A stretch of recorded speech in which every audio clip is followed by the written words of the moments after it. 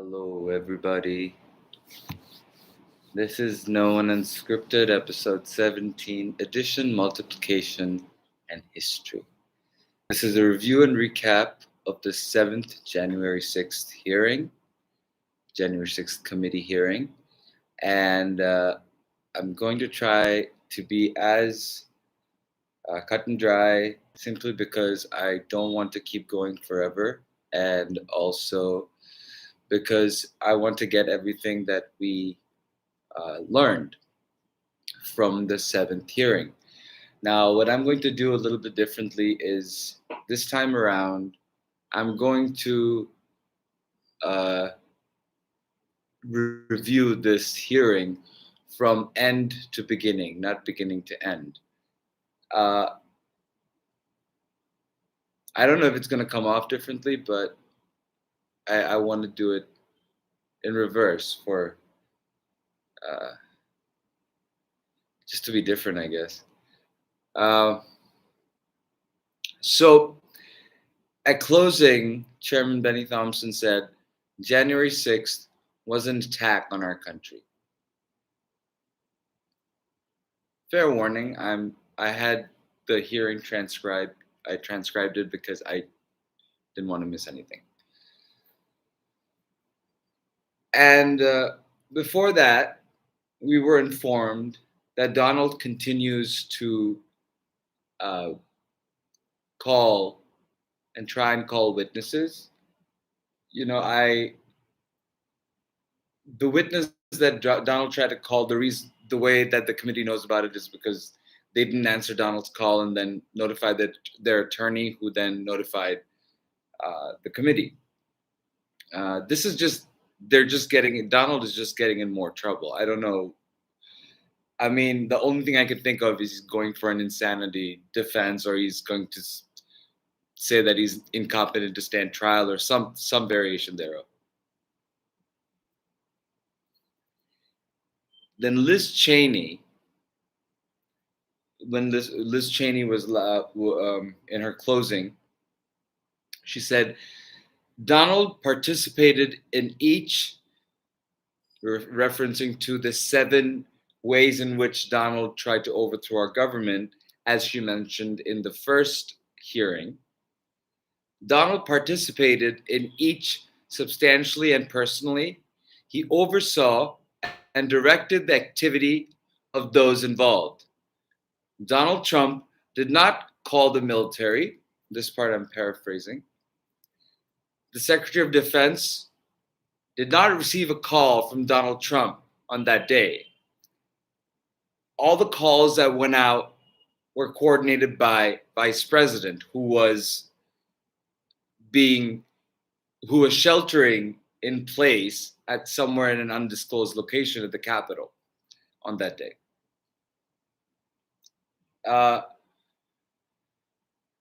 Then before the conclusion started, the chairman informed us that one of the officers, Officer Gonell, was informed by his physicians that he will no longer be able to serve as a police officer because of his injuries from the January 6th insurrection, the injuries to his shoulders and to his feet. That Officer Gonell is just one of those brave people who stood and defended democracy that day. And for that, he has been permanently disabled to the point that he can no longer work as a cop. He was an Army veteran. He is an Army veteran.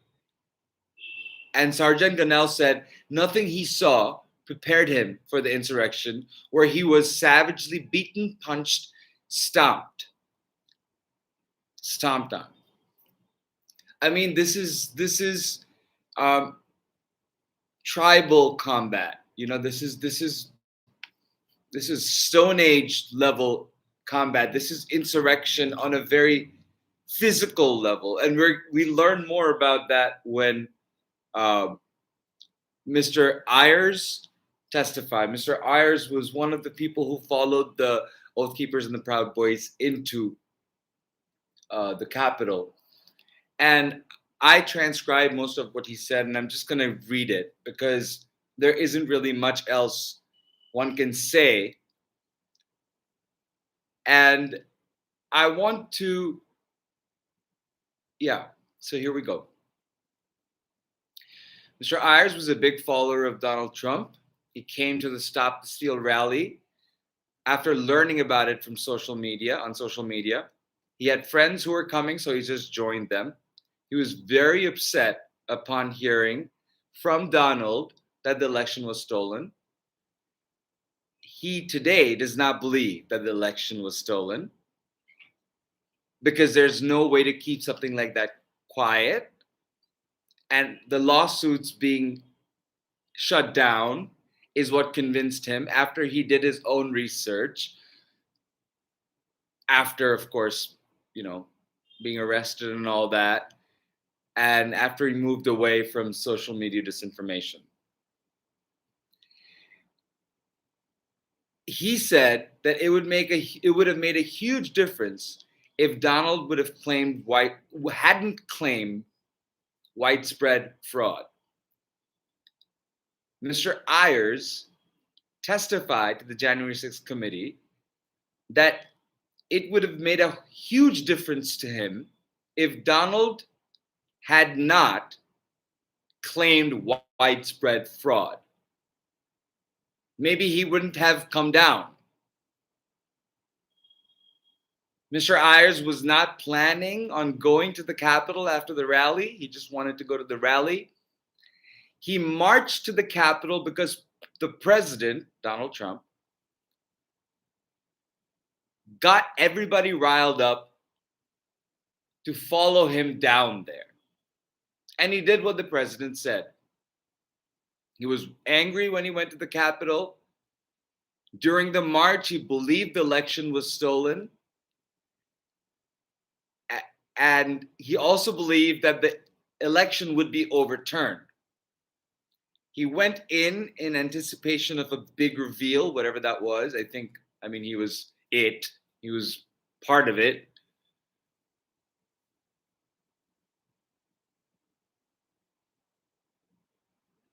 Everybody thought, Mr. Ayers testified, that everybody thought that Donald was going to go down with them. And he left as soon as Donald tweeted them to leave.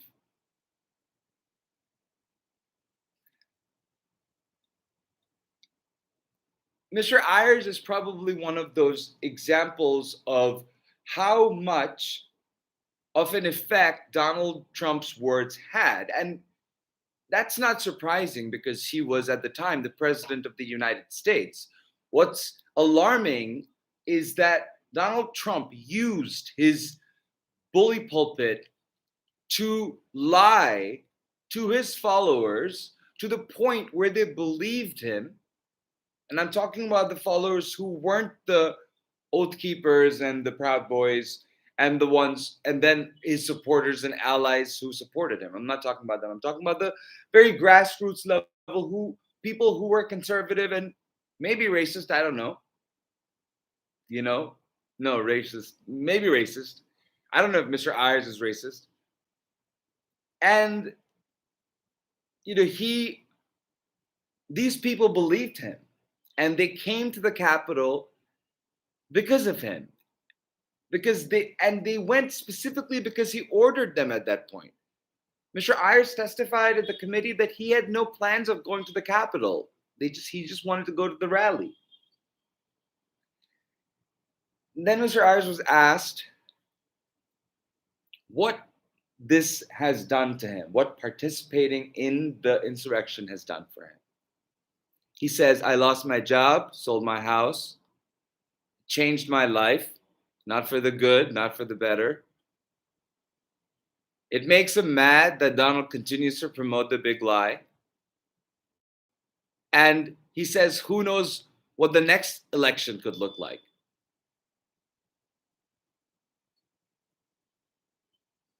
He said, I'm a family man and I love country. I love my country. I don't think any one man is bigger than either one of those. Felt like I had horse blinders on, and his advice to others like him is to take the horse blinders off, take a step back, and see what's going on before it's too late. That's pretty haunting. It's coming from somebody who was there. It's this person, and then he volunteered to come to the committee. It's not like he was. I mean, it may help with this, you know, leniency for his whatever his charge is, but it ruined his life. And there are countless like him, and it just told you about two of them, Sergeant Gonell and Mr. Ayers. Now we're going to go to Mr. Van Tatenhove, who initially started out as being a documentarian for the Oath Keepers and graphic designer, but then, he got integrated into the cult, or into the militia group. And I'm going to try as much as possible to, say everything that he said, but a lot of it is paraphrased. If you want to watch any of it, please go to the January 6th committee YouTube page, and it has all of the committee hearings on them. Excuse me.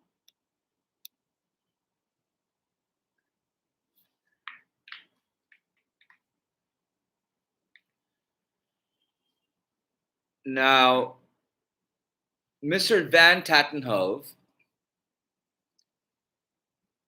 was asked of what he thought of the Oath Keepers. And as somebody who was part of the Oath Keepers, he said, they may not like to call themselves a militia, but they are. They are a violent militia, and they are largely Stewart Rhodes, Elmer Stewart Rhodes. He said, the best illustration for what the Oath Keepers are was January 6th. The stacked military formation on the steps of the Capitol. The organization drifted into racist, white nationalist, and very alt-right. Is a very dangerous organization, and Americans should be concerned about it. Because the vision of the Oath Keepers was January 6th. It does not include a rule of law. It includes violence to get their way through lies and deceit and intimidation and violence. Swaying of people who do not know better through lies and rhetoric. And Mr. Van Tatenhove testified that he got swept up at one point too, and this swept up at one point too excuse, defense, has come up countless times in plea deals and cases all throughout these Januaries. Should have known better, got caught up in the moment. I mean, lack of education is what it is. Swaying of people who do not know better through lies and rhetoric. I mean, that's what the Oath Keepers are to Mr. Van Tatenhove, who was part of it. He said that the straw that broke the camel's back for him was in Eureka, Montana, where he overheard Oath Keepers talking about how the Holocaust wasn't real. And that was the last straw for him. He also testified that Stewart Rhodes wanted to be a paramilitary leader. He is a militia leader. He wanted that he had that grand vision of being a paramilitary leader. Stuart Rhodes wanted at one point to have Mr. Van Tattenhove, in his graphic designer capacity, make a deck of cards for the Oath Keepers akin to the hitless deck of cards that our military used for Al Qaeda and other terrorists. And that deck of cards, he wanted Hillary Clinton included at the very top as the Queen of Hearts. This is testimony under oath, under penalty of perjury, which is a 5-year offense. So when Mr. Van Tattenhove was asked why Stuart Rhodes was interested in the Insurrection Act, he had testified that it gave Mr. Rhodes the sense of legitimacy to move forward with his agenda. He wanted an armed revolution, the gallows, and then he refers to the police officers who died. And he says that January 6th could have been a spark that could have started a second civil war.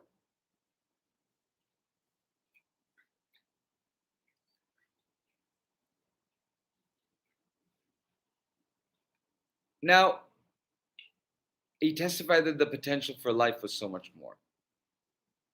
And he fears about the next election cycle, which is 2022, by the way. Neither one of them said the next presidential election cycle, the next election cycle, which is 2022. So, I mean, the gravity of what is happening is, I mean, it cannot be overstated. It's not this sort of esoteric, philosophical thing that you read in the books. It's happening before our eyes. So we can either choose not to inform ourselves and then inform others about it. And then when our children and our children's children ask us what we did, we'll have nothing to say. Because, back when our Constitution was drafted and ratified, they didn't have the internet. I wouldn't have been able to be live streaming to you from all the way around the world and updating you. There wouldn't be thousands and thousands of others doing so on the internet on every channel. And if you still choose not to see the truth, if you still think that your ego and your you just can't accept defeat, this sort of stubbornness or the blindness towards the truth simply because the superior race thing of white people, that's not what Donald is going. Donald doesn't care necessarily about the race thing. He's racist, but he doesn't care about the race thing as much as he cares about duping his own people, exploiting everybody around him, and spinning everybody around him up in a crime. And one small interesting point that I heard in the hearing was he had Dan Scavino send out his texts that he dictated. I mean, how much of a coward is that? It's like, oh, you can just, at some point, you can just say, well, I mean, I didn't really say that. Dan put that in there. It's not past him to say that. So that's what I have in review of the Oath Keepers. And I'd like to end that part by pointing out something that I found very, very interesting, and I loved every second of it. The power dynamics in that room on the 7th hearing was fascinating, because in the very center of the room, you had Chairman Benny Thompson, who started out the first hearing with an account of his personal experiences with lynching being part of the daily conversation where he was growing up in Mississippi.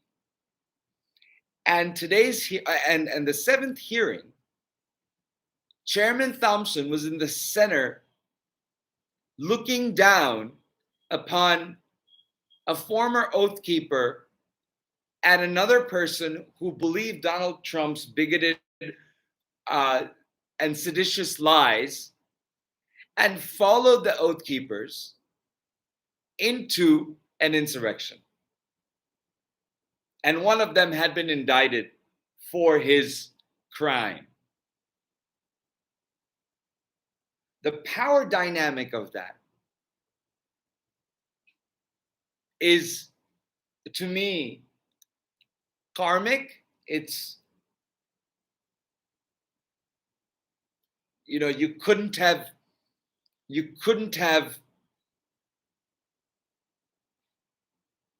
I mean, there's a long way to go, but that's a good start, right? Now, we're going to move and we're going to talk about the first part of the hearing, where we hear a lot about from Mr. Cipollone and a lot of the other people who were working at the White House at the time. Vice Chairman Liz Cheney starts out by saying that there were 3 rings of interwoven attack. The first one was Donald Trump pressuring Mike Pence to reject the electoral votes. Second was extremist groups creating alliance to coordinate, invade, and occupy the Capitol. And the third was crowd on January 6th convinced by the big lie.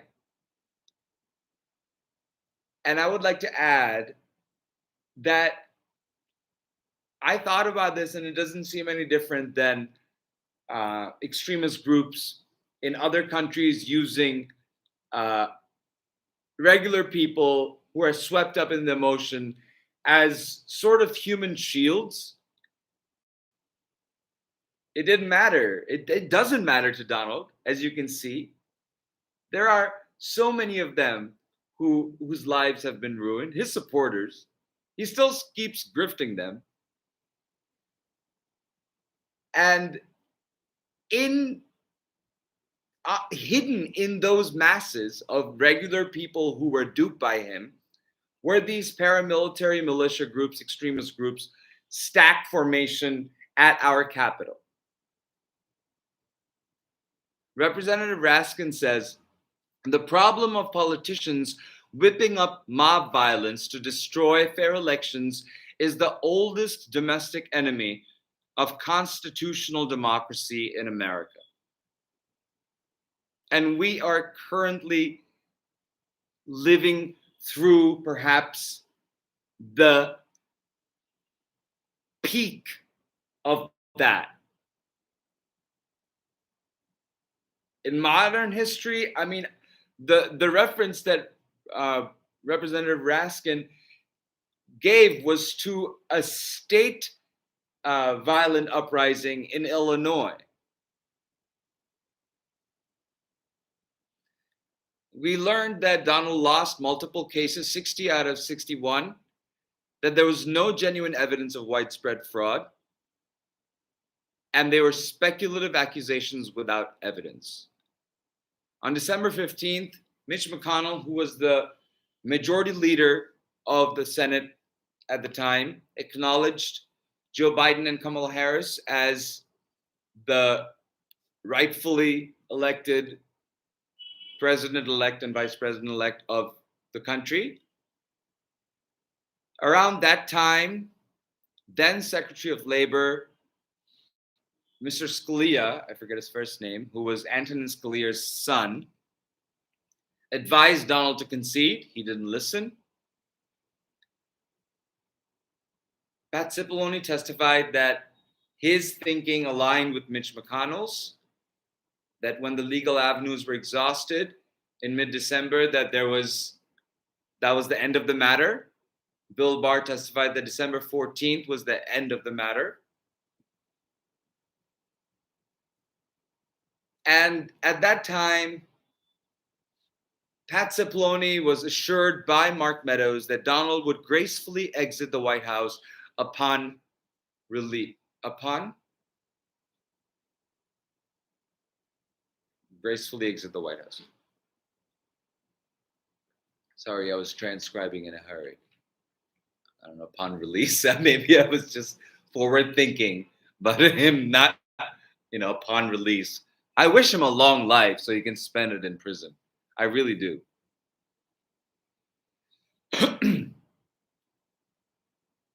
Kayleigh McEnany testified that after all the litigation and all the avenues were exhausted, she was planning for life after the administration. Well, Kayleigh, welcome to it, honey.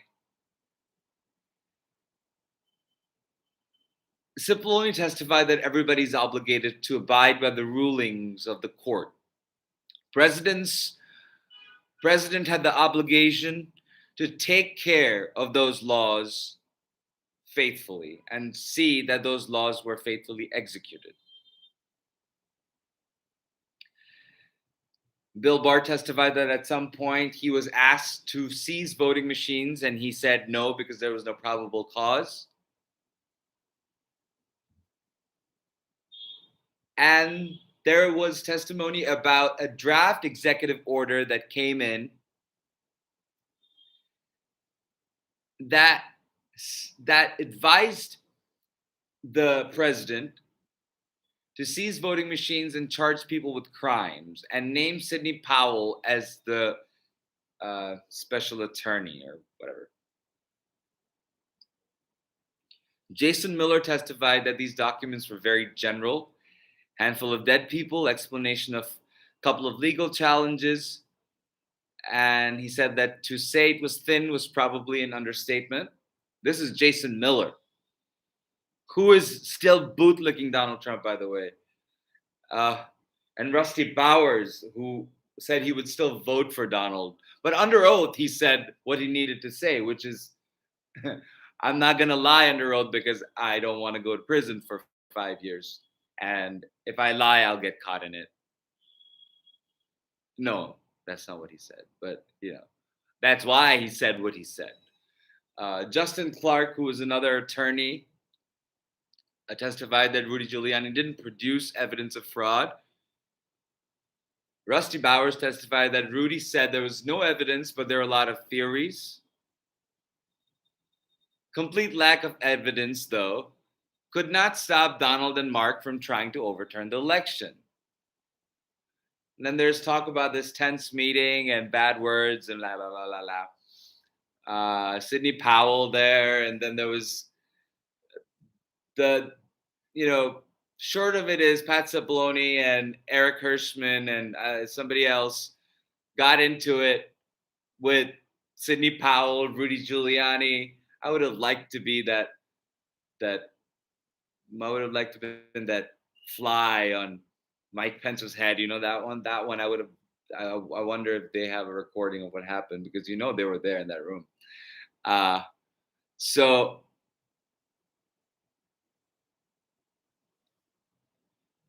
Pat Cipollone says as a general matter, where's the evidence? And they talked about corrupt judges. They threw back saying corrupt judges. And Eric Hirschman said, every judge is corrupt, even the ones we appointed. And he pointed out that he was much nicer to Miss Powell, the Kraken lady. After the meeting, that "will be wild" tweet went out. And that became the sort of the impetus for everybody, all these people to start organizing for the January 6th, whatever it was going to be. And these people included Alex Jones and extremists like Matt Bracken, Tim Pool, Salty Cracker. I got that name. That was funny, by the way. I mean, he's a seditionist, but name is funny.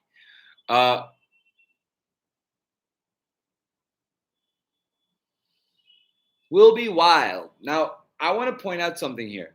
And right before I started recording this or streaming this, I saw a tweet by Professor Lawrence Tribe to not make too much of this "will be wild" tweet and find evidence of seditious conspiracy in it. There is, if you look at that as the only thing, no. But it's part of the huge puzzle that we're looking at and that we're fitting all the pieces where they belong.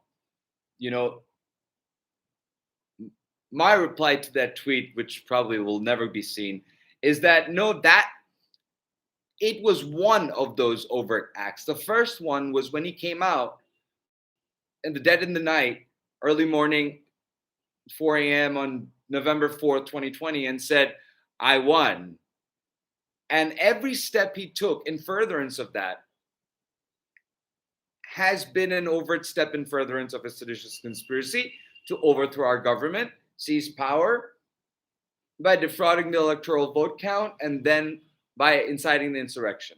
He failed, but you don't have to succeed in a conspiratorial crime for you to be indicted, prosecuted, and found guilty for it. Those are not the elements of the crime. And if you want to learn more about that, go through my myriad videos about this. It started on November 10th, 2020. I don't want to be repetitive and explain them all over again. Now, here's an important point that we found out in this 7th hearing.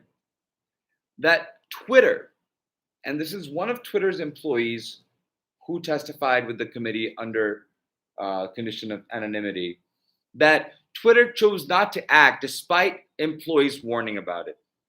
Twitter relished that they were the preferred communication system for Donald. It gave them power within the social media ecosystem.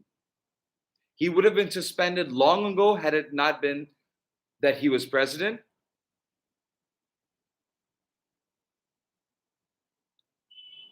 And he testified that the tweet was staking a flag in DC for January 6th. Many on social media were ready to take up Donald's call in response to the tweet, and he goes through the various statements the committee does. And the idea that Donald had invited them to DC that day. One of the statements that resonated with me, that really sort of struck me, was he said, cops don't, one of the responses to his that particular tweet was, cops don't have standing if they're laying on the ground in a pool of their own blood. And that immediately took me back to the first hearing, where we hear Officer Caroline Edwards testifying that she was slipping in people's blood, and that she was slipping in her own blood. And the horror is poetic and synchronistic in this horrifying way, as if it was written and orchestrated, because it was. Because these responses were from December 19th. The formative intent was growing and brewing. And on one side, it was grassroots. On the other side, it was at the very top.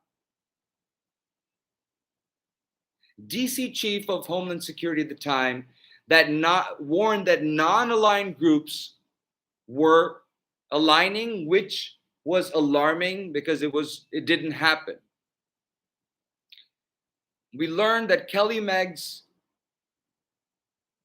who was one of the extremist leaders, and Enrique Tarrio tweeted, then they met, and then there was an alliance between the Oath Keepers, Proud Boys, and 3%ers.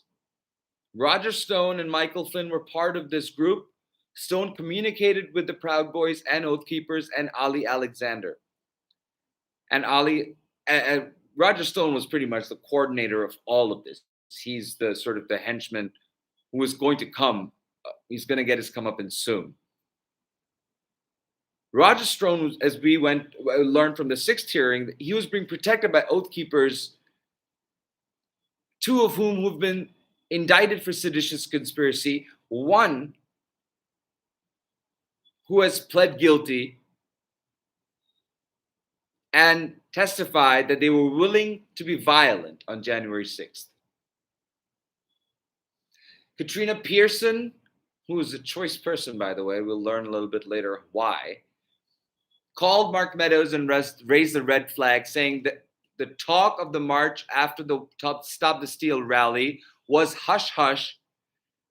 It was planned in advance by Donald, but it was hush-hush. And we learned in the 6th hearing, we talked about it being an off-script trip to the Capitol, that not people would be notified, the press wouldn't be notified, just a handful of people would know. And that was the one that Pat Cipollone warned, that if we went to the Capitol, we would be charged with every crime imaginable. That's the one. Okay? So that hush hush coordination that Katrina Pearson warned Meadows about, it was happening because it was coming from the other side. Donald was hush hushing about it at the very top. He didn't want to put it on the books, but he was planning it. You understand that? Like, he was in on it at the very sort of granular grassroots level.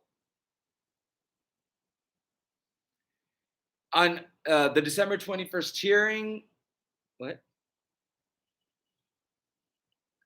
No, pardon. Then we have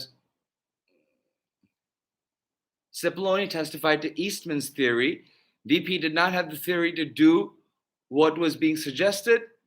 Pat let the people at the meeting know that. Oh, not hearing, meeting. Donald was trying to get Pence to do something illegal. And then we hear Bannon talking on his show with Jack Posobiec on the side saying all hell is going to break loose tomorrow. At the Freedom Rally, Roger Stone talked about godliness and godless, godly and godless, good and evil, obviously calling themselves the good people. Flynn says, we will be there tomorrow. We will not stand for a lie. Ali Alexander said, 1776 is always an option. They'll give us what we want or we'll shut this country down. How's it going for you, Ali? Alex Jones sort of screams in this Darth Vader-like voice, 1776, 1776. What happened in 1776 that you want to go back to? Ox carts, candlelight, what? Anyway, on January 5th, we learned today, oh God, let me go over that again.